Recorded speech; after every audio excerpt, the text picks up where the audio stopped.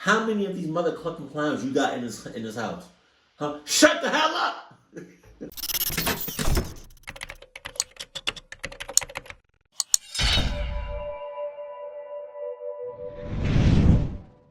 Sup? I'm recording.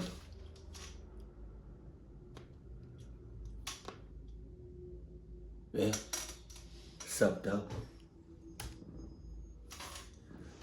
I knew something was wrong with her the day she came for the interview. Her whole demeanor seemed odd to me. Wow, you loud. Okay. She had these old framed glasses and a stern face, but she somehow managed to impress us with her professional behavior. So, which one of y'all mother cluckers decided it looked like it was the dad, because the dad looked a little crazy? Which one of y'all picked out, picked out her? She looks like an alternate evil version of the Hispanic maid from Family Guy. They're talking about, no, Manuela, something like that. But she somehow managed to impress us with her professional behavior. She said her name was Jolene. I took her to the children's bedrooms, one after the other. She didn't seem much interested, though. The way she walked was weird, too. Her upper body was slouched, showing her layered belly. I showed her where the toiletries are kept, but she was more interested in watching TV in the hall across. Jolene? Jolene! Yeah? Did you hear what I just said? That's a red flag. Sorry, I got distracted. Please, pay attention. Soon, Jolene became a presence in the house. My 5-year-old son and 2-year-old daughter are shy kids. They never made a fuss. Jolene was good with them, but she hardly interacted with my kids. She always kept to her job. This is the only reason she kept being our kids' nanny. But soon, things started to change. One day, I entered my son's room and saw him holding his breath. Jolene was folding his clothes and saying, Don't cheat now. What? You know you made a mistake. I opened the door and said, What's going on here? my son's face was turning red. I rushed. My God! Breathe! Breathe!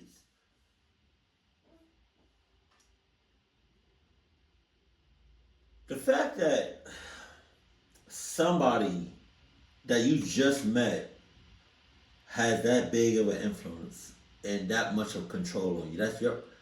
God damn! Breathe, my guy! Towards him and screamed. Stop it! My son exhaled deeply. I turned towards Jolene. Why was he holding his breath? No, Mama. I made a mistake. Jolene told me not to mess up the washed clothes. We don't learn without punishment, right? What the? Jolene? Is this what you're teaching my kids? No. Jolene would have never even been to the house. We would have had a video call or something. We would have met up a while ago. And as soon as I saw her teeth, it would have been wraps. I would have got up and walked away. My husband rushed into the room, hearing my voice. I explained everything. We both warned Jolene not to punish our kids no matter what. She must inform us first, and we will decide what happens next. Jolene obviously didn't seem much happy about it. I was so mad at her, but I couldn't kick her out of the house because of my husband. I avoided her and cut off her wage for her behavior with my son. Every day after work, Jolene would ask my permission before going home. So one day, I was busy doing our taxes. It was around 7 p.m. My kids have yet to go to bed. They wanted to play for some time more, so I let them. Jolene asked me, Jolene, you just gonna come out the mother clucking shadows like that? How long you been in there? How long you been in the darkness? God damn! And the whole time, my little boy was coming from the same direction you came from. And it's dark as shit. You can't see nothing in there. What you doing to my little boy? Can I go home now? Stay until they go to bed, okay? she didn't say anything. Just looked Ow! at me in a creepy God. way. A smirk came to her face and she silently left. And then she go back up in the shadows? Hell no. Time went by and I tucked my kids into bed. My husband and I had dinner and went to bed as usual. It was around 2 in the morning. I woke up feeling thirsty. I came down and didn't bother to switch in the light. The pale moonlight from the window was enough to get by. I poured water into the glass when I felt a deep breath on my shoulder. I turned around and saw a pair of eyes glowing behind me. The owner of the eyes brought her face closer, and I saw it was Jolene. Can I go home now, ma'am? Oh my god, you're still here? You told me to stay, so... Good Lord, Jolene. Yes, you can go home. I woke my husband up and he drove Jolene home. One day I took my kids to the park for a small picnic. Where the other one at? Come on, Jolene. Jolene was holding the pram with my daughter in it. My son ran ahead of us, pointing out to a tree.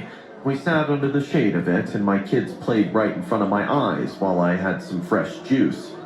Jolene was standing in the corner when I saw her looking at a woman. Her face changed. She got nervous, and the woman, too, has started approaching her now. The woman came to us and hugged Jolene. How are you now? Fine. What are you doing here? I got shifted to the hospital here. Anyways, take care. She left, and I was confused. Jolene is crazy. She's batshit crazy. If she is crazy, y'all iggas didn't pick that shit up. Y'all didn't notice that shit? Jolene, how do you know this woman? I had an accident last year. She was a nurse at the Harrington Hospital. She took good care of me. I couldn't believe her words, because the woman said similar things that made sense about this explanation, but deep down inside, I doubted it all. It was a Saturday night. My husband and I went out for dinner with a couple of friends. Jolene looked off more than ever. She hardly spoke a word after that incident in the park. Kissing my kids goodbye, I left in the car with my husband. On the way back, I called to the hospital where Jolene was admitted. I asked about Jolene's record, and they said they gave me the shocking news. Jolene was a patient there, but she never had any accidents. She was there for 3 years, in the psychiatric ward. I knew it! I knew that shit. Anytime you got a nanny or a maid with some clucked up teeth like that, come on now. Come on with it. Did she escape? Like, what? I knew she was crazy. I knew there was something wrong with her head. My husband never drove faster than that day in our entire life. When we reached home, our house was in complete darkness. All the lights were turned off. We ran in. Jolene, kids, Mom and Dad are back. Jolene! But it was dead silence. We walked upstairs and I began hearing this slashing sound. I would have been like, Jolene! Jolene! Get your clock ass out of here! I walked into my daughter's bedroom and she was not there in her bed. The bathroom door was wide open, light coming from it. A long Light? There's no sign of people here. But somebody left the light on? Not, see, because now, Jolene, I was fine with, you do something, you doing something strange to my little boy, I was kind of fine with you lurking in the shadows, but it's like, now it's like, you messing with my money now, Bills? My electric bills are already $2,000. And you leaving the light on. I can't get behind that. Where the body bags at? I can't get behind that. Hey, Jolene, where you going, player? Sorry.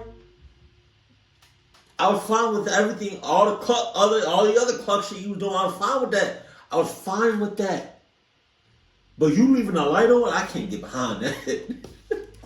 with the slashing sound. With my shaking body and racing heart, I peeked inside the bathroom. I saw Jolene sitting on the floor facing her back at me. She had a knife in her hand, soaked in blood. She was stabbing something repeatedly. Suddenly, realizing my presence, she looked back, and I saw a demon hiding in human form. Her huge grin told me what I had lost.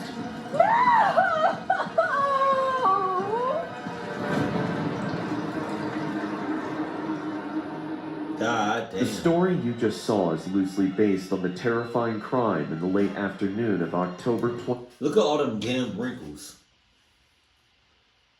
She 25, but she got wrinkles like that? Lock her up on site. 5th, 2012, at the La Rochelle apartment building on the Upper West Side of Manhattan.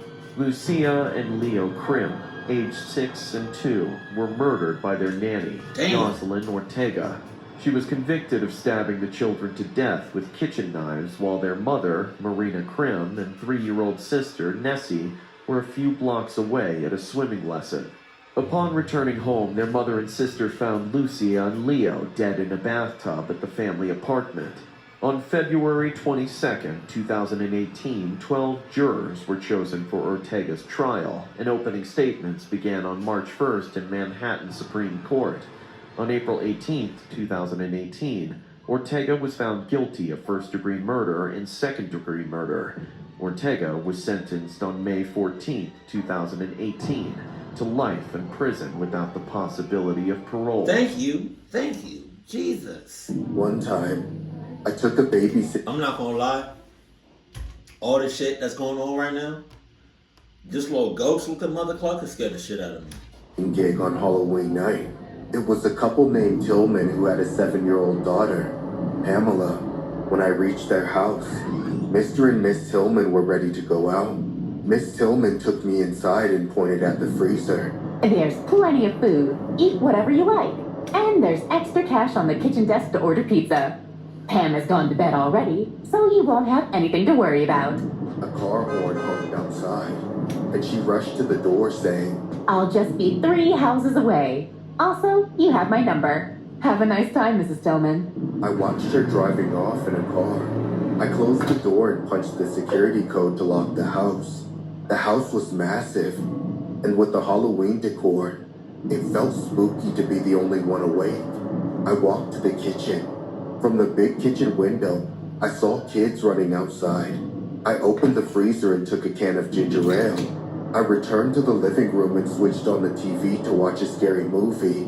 Just then, my eyes noticed the half-open door of Miss Tillman's room. It almost gave me a heart attack.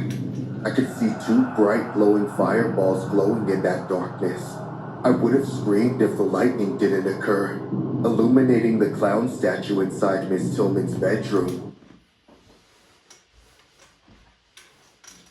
Miss Tillman! Bring your ass over here! Bring your ass over here now! How you not gonna tell me you got a clown in this mother? Hey, Miss Tillman, you can shut the hell up on this one. How you not gonna tell me you got a clown? Like, I'm fine with the ghosts. I'm fine with the spiders. I'm fine with the spider webs. I'm fine with all this other spooky ass shit you got going on, Miss Tillman. But you lost me at goddamn clown. How many mother cluckers you got in this mother clucker? Shut the hell up on this one. How many mother clowns, how many of these mother clucking clowns you got in this house? Huh? Shut the hell up!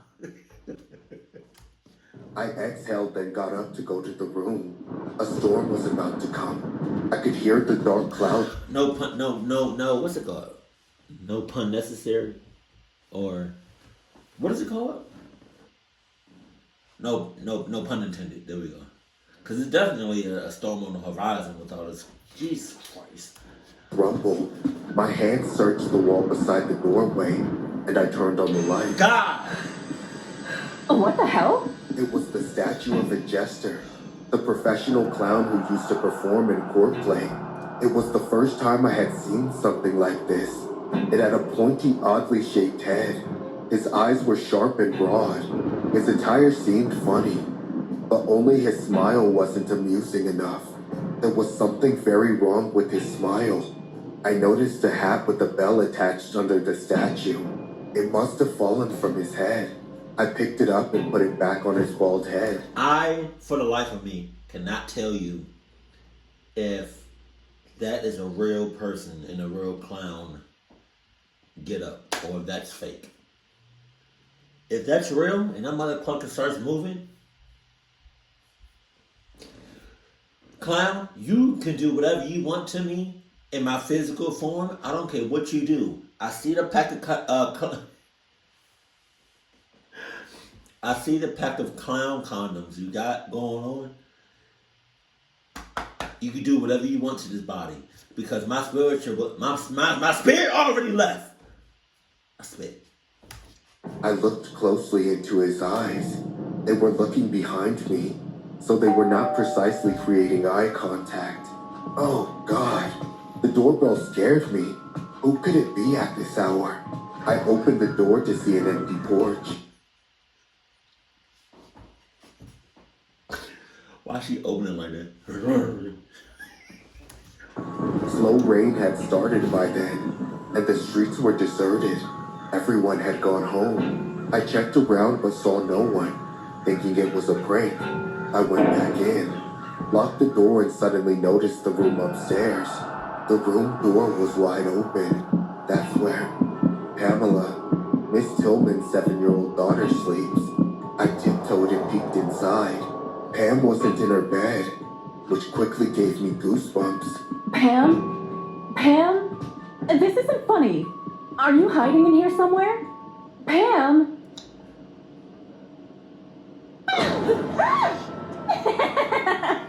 Sorry, it's Halloween. Oh, you little demon. You gave me a heart attack. I tucked her back into bed and climbed downstairs. I forgot to switch off the light in Miss Tillman's room. As I went to do that, I again noticed the clown statue. It made me very uncomfortable, so I grabbed the bedsheet and covered the creepy statue. I then switched off the light and closed the door. I came back from watching the TV when Miss Tillman called me. Hi, I was wondering If that clown move in any however I say,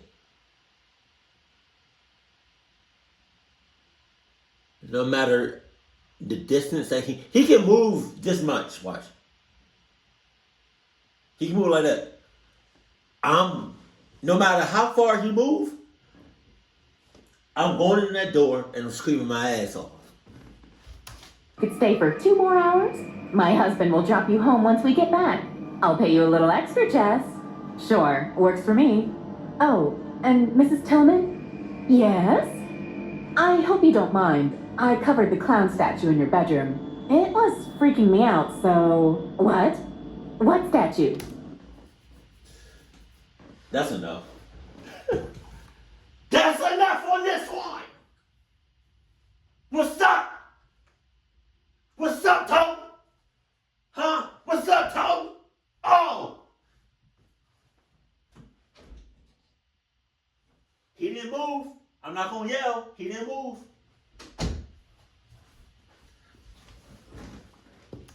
We don't have any clown statues, honey. My phone slipped and fell to the ground. I heard it break into pieces, but I couldn't move. My legs felt numb. My body was shaking in fear. I slowly turned around facing Miss Tillman's bedroom door. It was still closed. The heavy rainstorm was going on outside. I felt my heart racing because there was no way I was mistaken about this clown statue. I opened the door and switched on the lights. What I saw made my stomach. And there it is.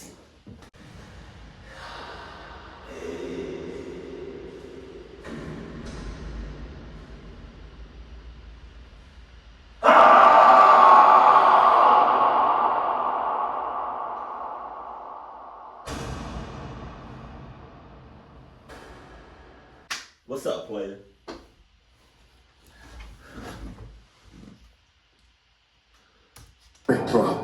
There was no statue in the bedroom, only the bedsheet lying curled up on the floor. Looking for me, Jessica? Following the spine-chilling voice, I turned to the closet on my right, and there he was, standing inside the closet. I could make out his shadowy appearance and his glowing eyes, but there was something new added to his costume. A baseball bat.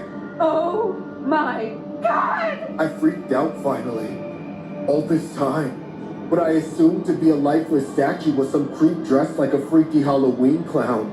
I rushed to the door and heard heavy footsteps behind me. I looked back and saw him walking towards me, laughing and swinging his bat. I kept crying and screaming as I rushed upstairs, but he grabbed me by my feet and pulled me down. And that's what your ass get. I would have left that little white girl in her room. Cause hell, it's a 50% chance she's in cahoots with the clown. My body scrubbed against the hard wooden stairs as I got dragged by this evil... She's getting dragged. She's getting dragged like on her stomach by like some wooden, hard ass, pointy ass, sharp ass stairs. And she got like some nice, yeah. I would feel like that would hurt. You're getting dragged on your stomach by those sharp ass, pointy ass stairs. Like, oh God. Oh, I'm sorry. All of this could have been avoided. If as soon as you saw the clown, you would have hauled ass in your Adidas 21,000s on. And forget that little white girl that's in the bed. Hell no. Oh wow. I would have left that little white girl so fast. Go as I lay on the ground, watching him lift his baseball bat with a huge grin. My life flashed before my eyes. See you in hell, Jess. Are you serious? Holy shit. I wasn't expect. Oh my God. Are you dead ass? Oh God, Jesus Christ. I heard Miss Tillman's voice and her loud knocking on the door. Jess, is everything all right? Open the door. I was sobbing like a 9-year-old. Oh, she's alive. Maybe he would swing the giant bat at me now.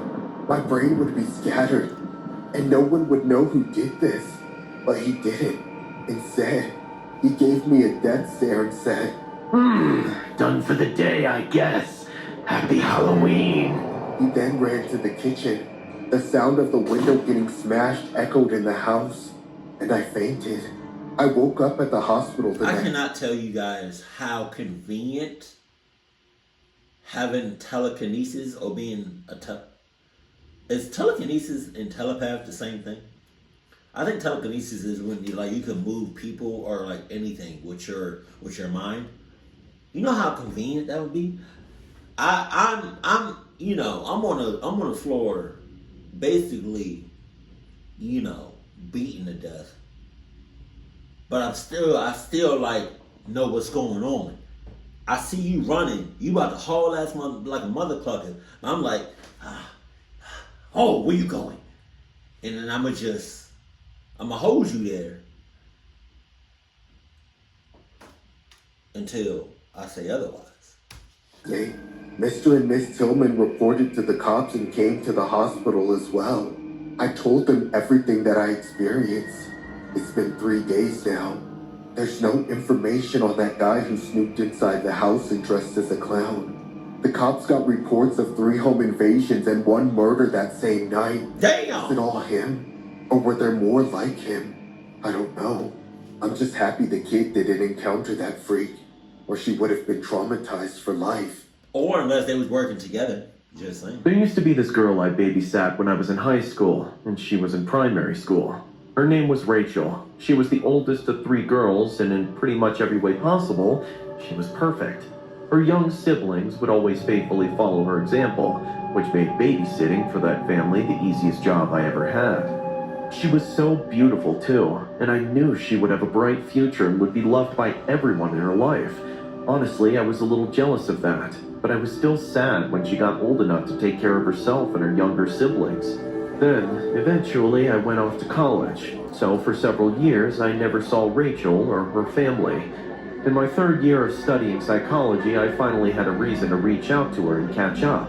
I was doing a study on the effects of meditation, and I needed some subjects. Since I could use anybody for the study, I decided that the first person I wanted to use was Rachel. She was the perfect person. Hello? Hi, is this Rachel? It's me, Caroline. Oh my God, Caroline! It's been so long. How are you? I'm good. Been very busy with college. I missed you a lot. I missed you too. I've been struggling a bit with high school. What? You missed me too. What is that? It's been 3 years? And you didn't reach out not once? So you waited for me to call you just... And then after I called you, you gonna say you missed me? Get your fake ass out of my face. Was better when you were here helping me with my homework. So, anyway, what made you call? Well, I might have an opportunity for you to make some money. I just need to pick your brain about a few things and ask that you keep it a secret. How much money? $100. $100? Deal. Great. Can you meet me tomorrow? I sure can. What the I'll be at the Richmond station around 5:30. Who's the Clucky? I don't know who the Clucky is. Oh shit. Once I get off school. I was excited to meet up with Rachel as soon as possible. I wasn't in any rush to finish the study, but I just wanted to see her again. I made sure to be there to meet her just before she got there. It's hard to describe just how my heart fluttered when I saw Rachel again. She was even more amazing than I remembered. But the greatest part about seeing her then was that instead of hanging out at her parents' house with her other siblings, I got to take her over to my house for the first time. Just us. We caught up on the train ride over to my part of town, and we got so talkative that I completely forgot to mention the study I was doing. When we got off the train and started walking to my apartment, we passed by a pizza place. We were both a little hungry, so we decided to stop in and get a pie. Afterwards, I also picked up a case of beer. Rachel was a little apprehensive to drink. Okay, so she's an alcoholic. Got it. Sorry. I did not mean to joke like that. My bad. But I assured her it wouldn't be a problem. I'm not sure I'm old enough for that, Caroline. Oh, don't worry about it. I'm not your babysitter anymore. Oh, okay. So she's the cluck ass. Got it. Got it. It won't hurt to loosen up a little. Pause. Well, if you say so. When we reached my apartment, we hung out for a couple more hours, eating pizza, drinking beer, and just laughing and reminiscing about the old days. Who puts beer in wine glasses? What the cluck? Yo, yeah? Yeah, she on that cluck shit. I ain't never. Maybe I'm not living right. You know, maybe I didn't experience. Maybe it's normal. I just never seen beer in wine glasses. No.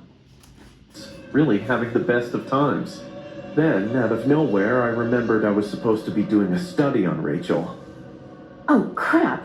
I forgot all about it. I'm sorry. I should have reminded you. No, it's okay. We can still do it.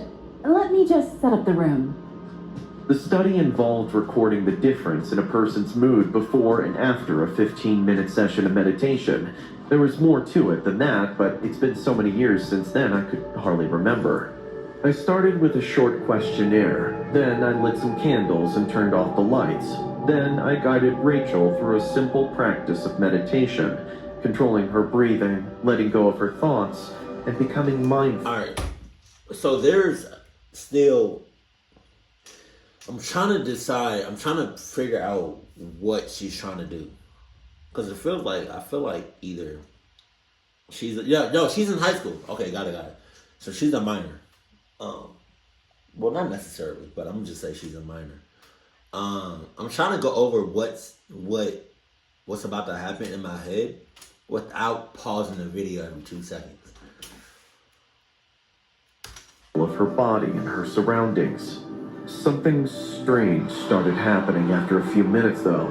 After I got Rachel in a good state and let her be for a bit, I was supposed to check in on her and ask her the same questions as before.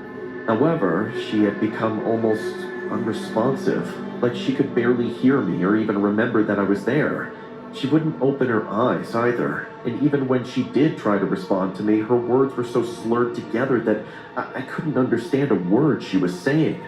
Then, out of nowhere, she fell back on the bed and passed out. What? Rachel, are you okay? She only got worse from there, twitching like she was having some kind of seizure and foaming at the mouth. Oh my God. Rachel, wake up. You did I this. tried to shake her from the episode, but she was inconsolable. It was almost like she was possessed. Rachel, please. Are you in there? Rachel? Rachel. Yeah. Yeah. Yeah. I knew she was a cluck ass. I just didn't know what she was doing. If you're awake, tell me now. There was no response from her, just silence. Perfect. Finally, my plan was working. A bunch of greasy food, some alcohol, a bit of calming meditation, and a whole lot of sleeping pills crushed up and sprinkled on her slices of pizza while she wasn't looking was making her totally catatonic and vulnerable. Now, she was completely defenseless. I grabbed the telephone cord on my nightstand and wrapped it around Rachel's neck and then squeezed with all my might. But why? Then, somehow, Rachel woke up. Caroline, what are you doing? Don't fight it. She was stronger than... Where the hell did this come from? Why is she doing it? Was she always like this? Hell no. thought, but I was always bigger than her.